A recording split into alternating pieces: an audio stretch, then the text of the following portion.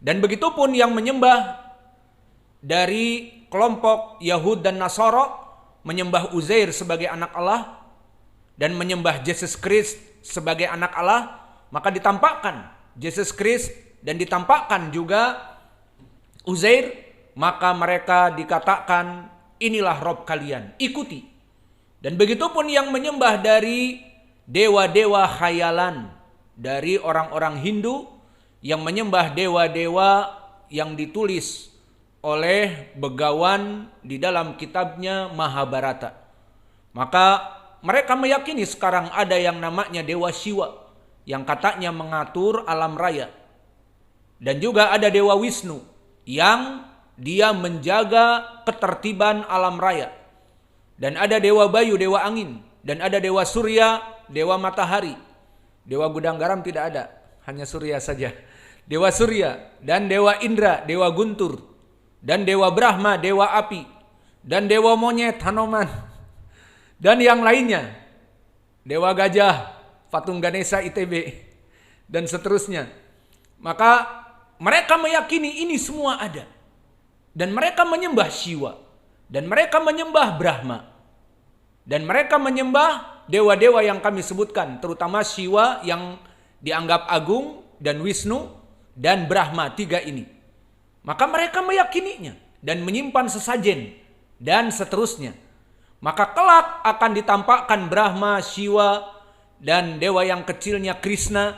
Sebagai avatar daripada Dewa Wisnu di dunia. Menjaga Pandawa dari 100 kelompok orang Kurawa, akhirnya perang Bratayuda. Nah, Krishna ini yang membela kepada Pandawa, jadi cerita wayang kita sekarang. Alhasil itu semua akan menjadi alihah.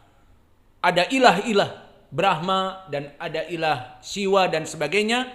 Semuanya kata Allah meneriakkan man kana ya'budu al-alihah. Barang siapa yang dulu menyembah ilah-ilah selain Allah, falyattabi, agar mengikuti. Dan di riwayat-riwayat yang lain disebutkan mereka mengikuti. Jadi yang menyembah api mengikuti api, orang-orang Majus. Yang menyembah mentari, mentari yang disembah itu ada di hadapan mereka. Wah, berarti benar dulu kita ini. Nggak salah alamat, karena apa? Ini matahari ada. Mengajak kepada surga seakan-akan.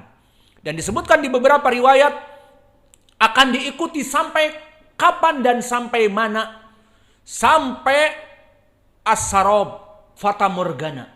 Digambarkan oleh mereka di padang mahsyar yang panas pada saat itu.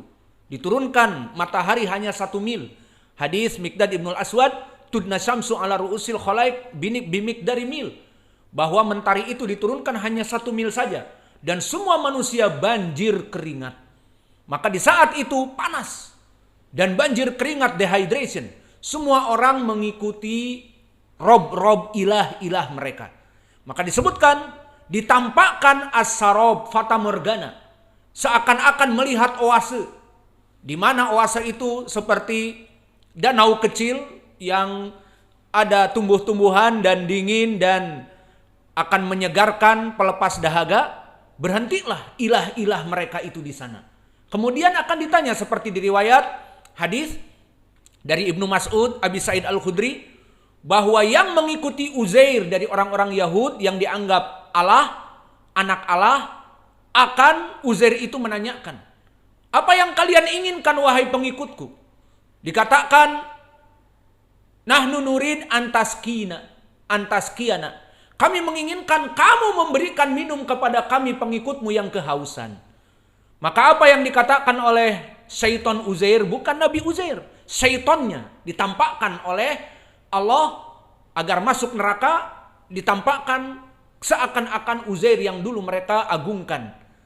Maka akhirnya dikatakan ishrobu, maka minumlah dari oase ini.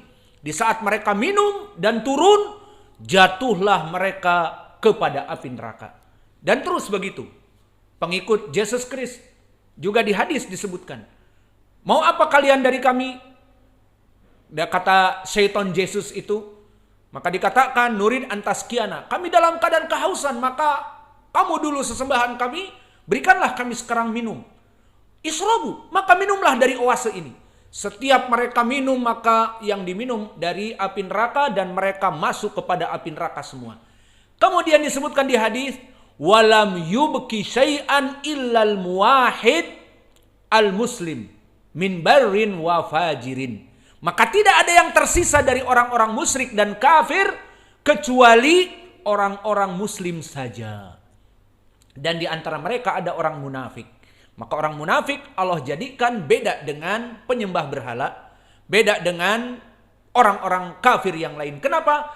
Karena nifak mereka, munafik mereka dulu pura-pura bersama Nabi di Madinah, ikut sholat berjamaah, itu juga belang-belang, Fajr dan Isya susah bagi mereka, dan juga pura-pura berjihad dan menginfakkan hartanya padahal mereka pelit karena tidak ikhlas. Menginfakkan hartanya untuk bantuan dakwah pun dalam keadaan berat karena tidak beriman, tidak ada balasan di hari kiamat.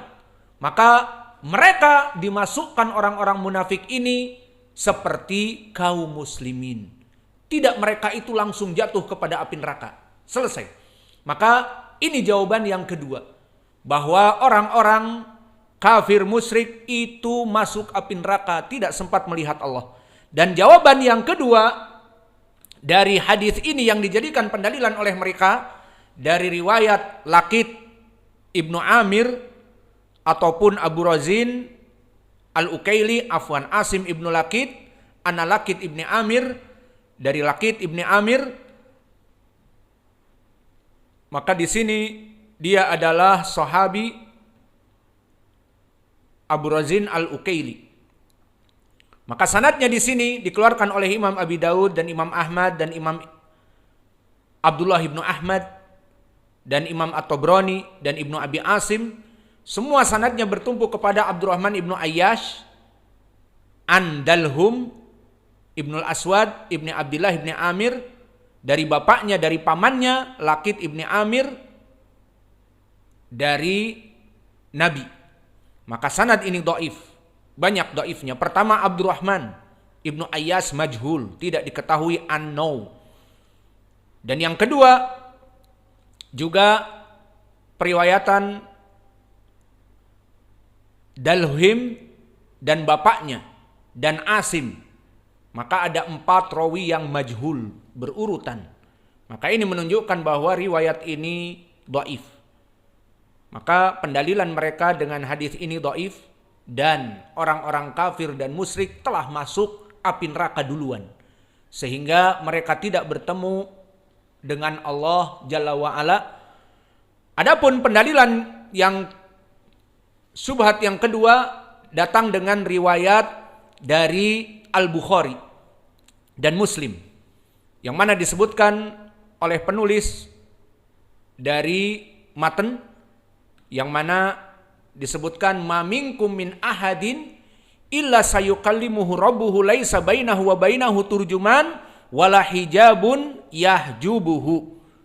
Pendalilan mereka orang-orang yang mengatakan orang kafir juga melihat Allah, lafaz hadis ini ma minkum min ahadin, ma manafiyah, maknanya tidaklah, minkum dari kalian, min ahadin dari setiap person, kecuali Allah pasti akan mengajaknya bicara, dan tidak ada penterjemah di antara mereka, dan juga tidak ada hijab antara Allah dengan mereka. Poin pendalilannya, orang kafir melihat Allah dan diajak bicara, karena Allah mengatakan, hadis mengatakan di dalam hadis Al-Bukhari dan Muslim ini dari Adi Ibni Hatim, ma minkum min ahadin.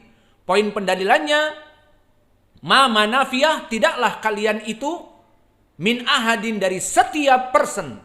Syahidnya dari segi ilmu lughah Arabiyah, ahadin adalah nakirah, dan dia datang di siyak nafi, mana ma minkum min ahadin.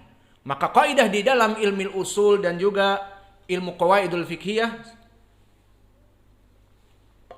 bahwa ahadun atau ahadin nakirah, dan dia datang di siyak penafian di ilmu usul dan qawaidul fiqhiyah memberikan makna umum. Maknanya ma min ahadin tidaklah dari setiap person. Maknanya kul, Berarti kafir masuk, musyrik masuk, munafik masuk, muslim masuk. Itu yang diinginkan oleh mereka yang mengatakan orang kafir pun melihat Allah. Dan kaidah ini barakallahu fikum, ma minkum min ahadin nakirah datang dari siyak nafi. Ini untuk contoh di dalam hadis. Agar kalian paham, kami berikan contoh-contoh lain di Al-Quran yang lebih mudah dan juga dihafal mudah. Maka di Al-Quran disebutkan misalnya di dalam surat Al-Baqarah, Maja'a alaikum fid dini min harajin. Maka harajin apa i'rabnya? Nakirah, karena dia tanwin. Dan datang di siyak nafi. Maja'ala alaikum fid dini min harajin. Maka tidak ada bagi kalian itu dalam permasalahan agama ini perkara yang harajin, memberatkan kaum muslimin. Maka perkara-perkara yang memberatkan kaum muslimin dalam beribadah terutama tidak boleh. Seperti orang sakit berpuasa, tidak boleh. Orang safar yang safarnya itu melelahkan. Dari sini safar untuk lebaran mudik ke Bandung. Hanya naik motor NMAX. Maka sepanjang jalan kepanasan. Sampai Jambi saja sudah 380 km kepanasan. Dehydration, dipaksakan. Maka di dalam agama Islam tidak ada paksaan ibadah sampai seperti itu. Sehingga datang di dalam hadis yang muttafaqun alaih dari Abi Hurairah, laisa minal bir as-siyam fis safar. Yang mana dibaca oleh kelompok Lughah Toy, laisa minam bir amsiyam fim safar. Alif lam diganti alif mim. Laisa minam bir amsiyam fim safar. Maka maknanya bukan dari kebaikan seseorang safar dalam keadaan melelahkan. Kenapa? Di Al-Quran telah ada rukhsah. Faman kana minkum maridun aw ala safarin fa'iddatun min ayamin ukhor. Barang siapa seorang yang sakit ataupun safar, dibayar di waktu yang lain dan berbuka. Maka ini menunjukkan bahwa agama ini mudah. Maka orang yang sakit jangan dipaksakan. Sakit ya sudah, batalkan puasa. Minum obat kalau memang sakitnya terutama ada sakit, minum killer pain. Minum Panadol dan bla bla bla, killer pain yang membunuh rasa sakit. Karena kalau tidak akan cenut-cenut. Jadi tidak fokus dalam keadaan apapun. Misalnya sakit gigi, ataupun mempunyai rematik, ataupun apa saja yang butuh kepada killer pain, maka minum obat dan sebagainya. Maka maja'ala alaikum fid dini min harajin. Harajin adalah semua yang memberatkan kaum muslimin untuk dimudahkan, diberikan rukhsah. Sakit, tidak apa-apa makan dan minum pada saat puasa. Safar melelahkan, tidak apa-apa buka, beli es cendol di pinggir jalan. Tidak apa-apa. Atau masuk kepada supermarket, membeli air dingin. Tidak apa-apa, karena dehydration. Dia safar jauh naik motor, kepanasan. Maka ini poin pendalilannya min harajin dalam berbagai segi. Harajnya di sini nakirah fi siyakin nafi, memberikan makna umum. Segala sesuatu yang memberatkan dalam agama harus dimudahkan.